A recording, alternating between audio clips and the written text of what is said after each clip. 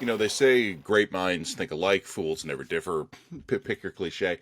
I had a column in Thursday's National Post, and when Thursday's National Post arrived, I was reading Thursday's National Post, and John Ivison, one of our senior Ottawa columnists, was writing on a very similar topic.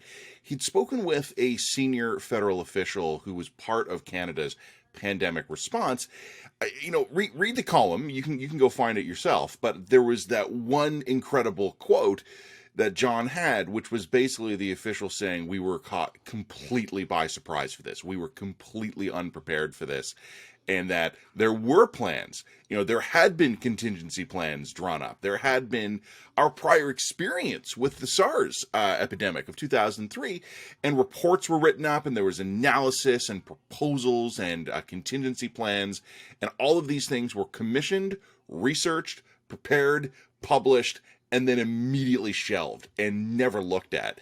In my column, I was writing about the fact that in this country, we seem to have three different failures all happening at once here. And reading John's column and seeing that argument covered in a different way, it was a coincidence. We didn't coordinate this, but I would suggest, if not a happy coincidence, it might at least be a useful one.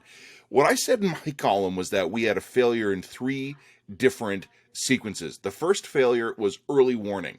We didn't know that this was coming. We should have. It was shocking to me when this pandemic started that myself and my friends, family, random people on Twitter all seemed to be better aware of what was heading our way than the government of Canada.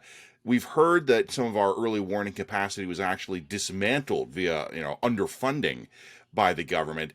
What early warning capacity there was, doesn't matter if it's not connected to anything. Like, you could have the best early warning system in the world.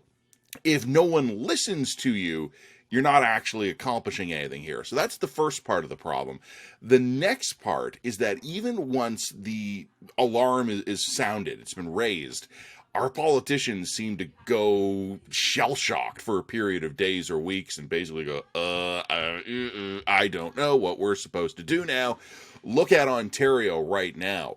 Weeks and weeks and weeks of obviously heading in the direction it's currently on. The government kept rolling out measures going, well, we don't think this is necessary, but we'll do a little bit more. We don't think, well, that is necessary, but we'll do a little bit more. And then this week, boom, hammer comes down again. 3 weeks, to be blunt about this, after it probably should have, because even once the alarm is raised, no one knows what to do with it. Canadian politicians freeze. The other issue that is related to all of this is that even once we decide to do something, our government institutions are slow. It takes us weeks to respond. Again, to use Ontario as an example, we have 3 weeks of information showing us exactly where this third wave is striking and that the third wave is different. It took us almost a month to actually figure out how to adjust our strategy to deal with that. This is the problem. We can fix the middle part. We can simply find a way for the politicians to actually, get out of their shell shock and start making decisions. That's the easy part.